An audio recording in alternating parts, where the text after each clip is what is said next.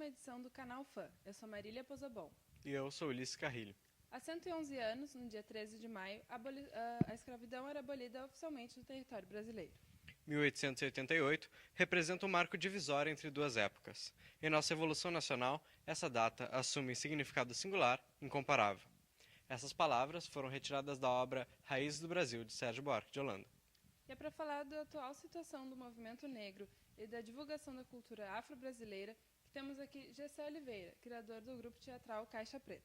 O Grupo Gaúcho Caixa Preta foi fundado em 2002 e resgata a cultura negra. Gessé, para começar, como é que tu enxergas a atuação do movimento negro no estado do Rio Grande do Sul?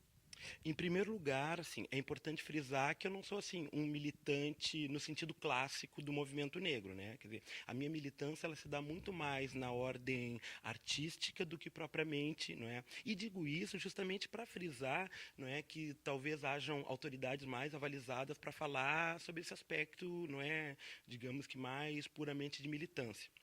Contudo, eu vejo que a gente está vivendo um momento extraordinário, não é? Onde a discussão da questão racial está colocada e está colocada, não é, de forma muito clara, porque pela primeira vez se discutem aspectos concretos. Por exemplo, as ações afirmativas, o sistema de cota, está fazendo com que as pessoas passem a se manifestar. Isso faz com que a voz do movimento ou dos movimentos negros, não é, passem a ter uma importância maior. Por exemplo, a própria discussão dessa data de hoje, não é? Quer dizer, a gente vê que a fala que vem anteriormente avalizando é a fala de um consagrado autor, branco, não é? Quer dizer, hoje, né, intelectuais negros que estão repensando a questão do que representou, não é, o maio de 88, ou então toda, né, aquela série de ações que houveram no sentido que culminaram com a abolição da escravatura. A gente pode falar na lei Bill Aberdeen, né, ventre livre, sexagenário, não é? Quer dizer, todas essas, né, acabaram conformando uma certa noção de país, não é, relacionado com a questão da escravidão, que de uma certa forma escamoteou, não é, né, os efeitos, não é, a discussão dos efeitos, né, uma vez que sempre se traz à luz o quê? O 13 de maio, a abolição através, né, da princesa Isabel, que assina, e parece que, não é, reforçando a lógica da história positivista, não é, parece que alguém assina e favorece alguém e aí não contextualiza, não é, uma luta que era muito forte nesse país, né?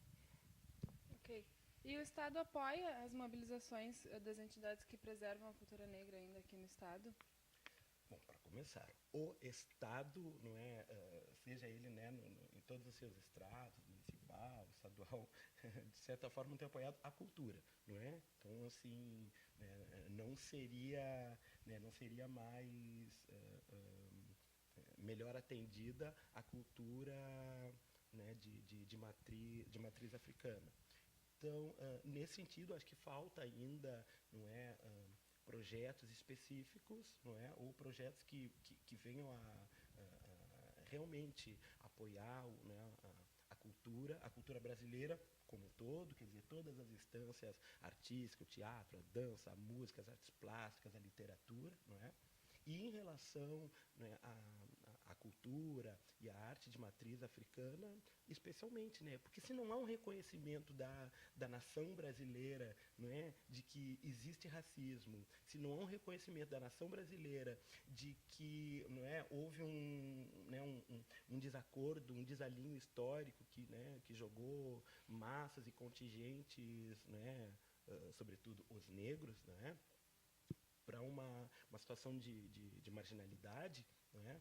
E aí, recentemente, o que de certa forma parece que está sendo valorizado? Porque a gente vai dizer, não, mas olha, hoje o samba, o pagode estão em voga, né? Mas a cultura, né, de matriz africana ela é muito mais rica do que isso, né? E ela está em todas as ordens, ela está na ordem, né, na ordem cênica, ela está na ordem musical, da literatura, quer dizer, de todas as formas de pensamento, né?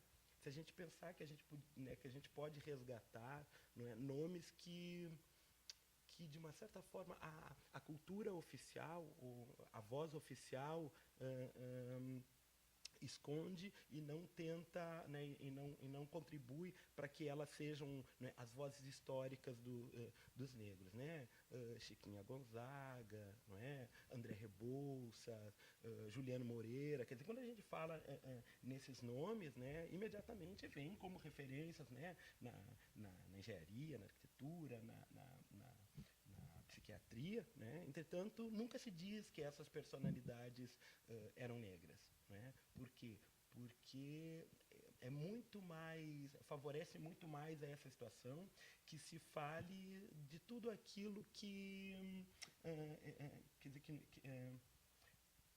é melhor falar sobre o nosso passado de escravos do que falar do brilho, né, que poderia ter sido realmente apoiado e mantido.